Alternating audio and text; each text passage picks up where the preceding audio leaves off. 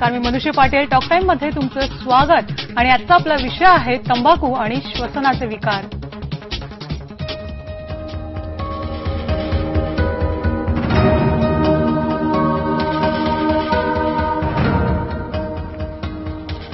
तंबाखूचं सेवन करणं वाईट असतं असं आपण नेहमीच ऐकतो. पण असं असूनही अनेक जण अगदी सर्रास बिनधक्कत तंबाखू खाताना दिसतात. आणि आश्चर्य म्हणजे अनेक ठिकाणी याला प्रतिष्ठा सुद्धा मिळते.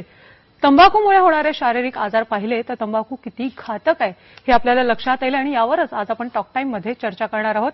आणि आपल्याबरोबर आहेत डॉक्टर समीर गर्दे. तुमचं स्वागत आहे आयबीएन लोकमतमध्ये. आणि तुम्हाला जर त्यांना काही प्रश्न विचारायचे असतील तर तुम्ही आम्हाला फोन करू शकता. आणि त्यासाठी आमचा नंबर आहे 022-667-14764 या नंबरवर. डॉक्टर, आपण बघतो की सर्रास लोक तंबाखू खात असतात किंवा सिगरेट ओढत असतात. पण मुळात हे तंबाखूचं सेवन किती घातक आहे आणि कोणकोणत्या मार्गाने हे तंबाखूचं सेवन होतं? तंबाखूचं सेवन जसं आता आपण म्हटलं की स्मोकिंग म्हणजे धूम्रपान हा एक त्यातला भाग झाला. त्या धूम्रपानात सिगारेट, बिडी, चिरूट, चिलीम, हुक्का असे विविध गोष्टी आणि तोंडावाटे घेतला जाणारा तंबाखू, ज्यामध्ये तंबाखू, जर्दा, मावा, गुटखा किंवा पूर्वी लोक तपकीर ओढायचे.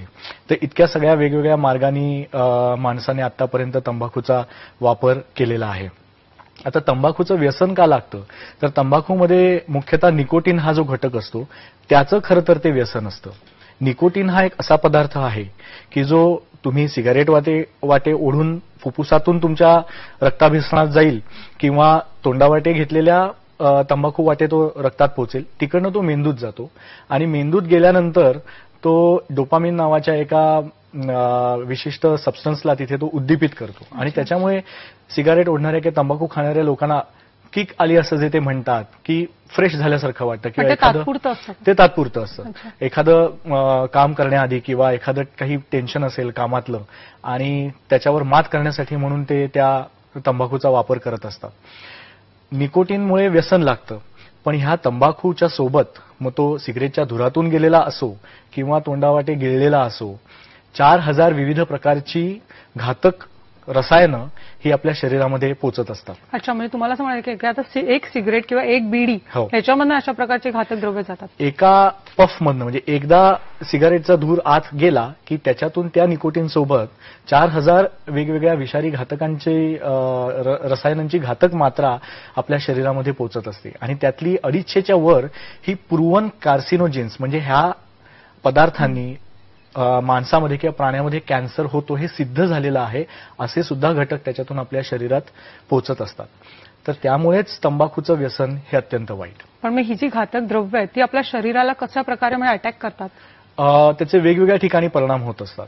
आपण जर तोंडावाटे म्हणजे खाल्ला जाणारा तंबाखू ह्या गोष्टीचा विचार केला म्हणजे मावा, गुटखा किंवा जर्दा वगैरे जे पदार्थ आहेत, तर अक्षरशः ओठापासून ते पार आपल्या जठरापर्यंत म्हणजे अन्ननलिका, जठर आणि त्याच्या वाटेत येणारे जेवढे घटक आहेत त्या कुठल्याही गोष्टीचा कॅन्सर एक तर निर्माण होऊ शकतो किंवा श्वसन मार्गाचा कॅन्सर होऊ शकतो. ह्या व्यतिरिक्त बिडी किंवा सिगरेट ओढल्यामुळे COPD नावाचा एक आजार आम्हाला बघायला मिळतो. COPD म्हणजे क्रॉनिक ऑब्स्ट्रक्टिव्ह पल्मोनरी डिसीज. साध्या भाषेत म्हणजे दम्याचा मोठा भाऊ असं आपण म्हणू. पण दम्यामध्ये कसं की इन्हेलर घेतल्यामुळे किंवा थोडंसं लाईफस्टाईल चेंजेस केल्यामुळे ती व्यक्ती पूर्ण बरी होऊ शकते. पण COPDचा आजार एकदा सुरू झाला की तो बरा होत नाही. त्याच्यासाठी सुद्धा पंपावाटे घ्यायची, ओढायची औषधं असतात किंवा काही गोळ्या घ्यायला लागतात. पण सगळ्यात मुख्य म्हणजे धूम्रपान बंद करणं. शरीराला पूर्ण एका पफमुळे सुद्धा शरीराला एवढा घातक परिणाम होऊ शकतो. एक फोन आलाय पुण्यावरनं. हरी गुरव आपल्या बरोबर आहेत. बोला हरी. हॅलो मॅडम, सरांना हा प्रश्न विचारत होता. बोला. स्मोकिंग केल्यावरती कॅन्सर हा किती ड्युरेशनच्या कालावधी होतो? स्मोकिंग केल्यावर कॅन्सर किती ड्युरेशनने होतो?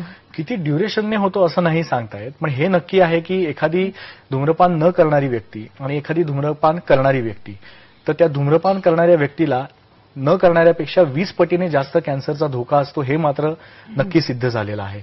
किंवा 10 ते 15 पटीने हृदयविकार म्हणजे हार्ट अटॅक, अंजाना किंवा हार्ट अटॅक सारखे विकार किंवा पॅरालिसिसचा त्रास.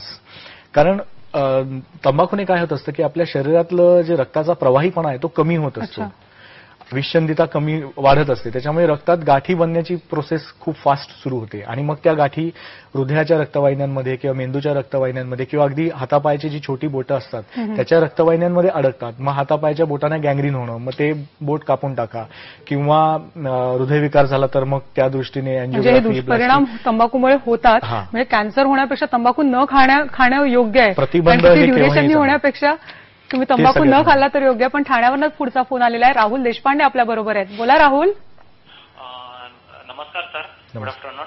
माझा एक प्रश्न होता तुम्हाला. माझं वय आता 21 आहे आणि मला सिगरेटची सवय आय थिंक 4 ते 5 वर्षापासून आहे आणि मला जमतच नाही सिगरेट पियाल्याशिवाय. मला खूप त्रास होतोय. मला सोडण्याचा खूप मी पक्का निर्णय करतो, पण आज सोडेन, उद्या सोडेन, परवा सोडेन आणि माझ्याने काही होत नाही ते. आणि मला झोप पण लागत नाही त्याच्यामुळे आणि मला त्याच्यामुळे डोळ्याचा पण थोडासा प्रॉब्लेम झालाय आणि मला चष्मा लागला, मी चष्मा घालत नाही. मला भीती वाटते हे कॅन्सर वगैरे आणि जे ऍडव्हर्टाईज बघतो ना ते मला खूप भीती वाटते, पण मनाला मी कंट्रोल करू शकत नाही. मला ही सोडायची आहे सिगरेट, तर मी काय करू याच्यासाठी? मला काही सुचत नाही. खूप चांगला असा प्रश्न आहे. सिगरेट सोडायची आहे पण तो होत नाही, काय करायला पाहिजे अशा लोकांना? अगदी खरं सांगायचं तर ह्यामध्ये विल पॉवर, आपली मनशक्ती, ह्याच्यापेक्षा दुसरं काही चांगलं. एकदा त्यांनी विचार केलाय की मला सोडायची, हीच मी म्हणेन की ही यशाची पहिली पायरी असं म्हणायला हरकत नाही. कारण मी नेहमी माझ्या रुग्णांना असं विचारतो ज्यांना सोडायचं आहे की तुम्ही चालू करताना कुठलं औषध घेतलं होतं, तर मग सोडताना औषध कशाला पाहिजे? तेव्हा जर विल पॉवर होती तर आता सुद्धा विल पॉवरच पाहिजे. पुढे मनाची इच्छाशक्ती खूप ही सगळ्यात महत्वाची.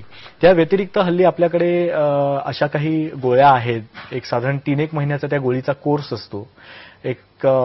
ती गोळी घेतल्यानंतर माणसाची सिगरेट पिण्याची इच्छा पूर्ण निघून जाते. म्हणजे निकोटीनमुळे जे काही प्लेजर मिळत असतं, जे आनंद मिळत असतो मेंदूला, ते औषध पूर्ण बंद करून टाकतं.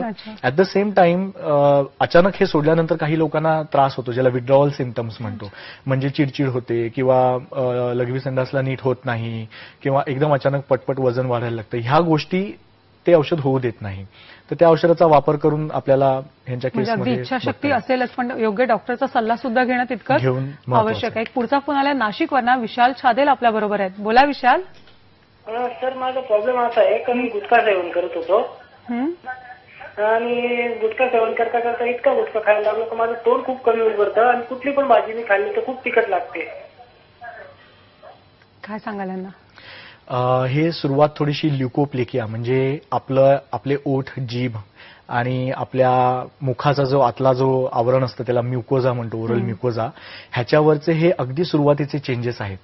हे लगेच कॅन्सरपर्यंत जातील असं नाही, पण हे एक शरीराने दिलेलं इंडिकेशन आहे की आता हे बंद करा. अलर्ट होण्याची अत्यंत गरज आहे. म्हणजे जर आपल्याला भाज्यांच्या चवी नीट लागत नसतील किंवा प्रत्येक खाल्लेली गोष्ट तिखट लागत असेल तर सतत तोंड येण्याची प्रोसेस चालू आहे. म्हणजे आपलं शरीर त्याला नाकारतंय त्या गुटख्याला आणि ते ताबडतोब बंद करणं हे त्याच्यावरचा सगळ्यात उत्तम इलाज आहे. ते ऑटोमॅटिकली त्यांचं जे काही आता जी लक्षणं आहेत ती आपोआपच ती पूर्ववत होतील आणि शरीर पूर्वी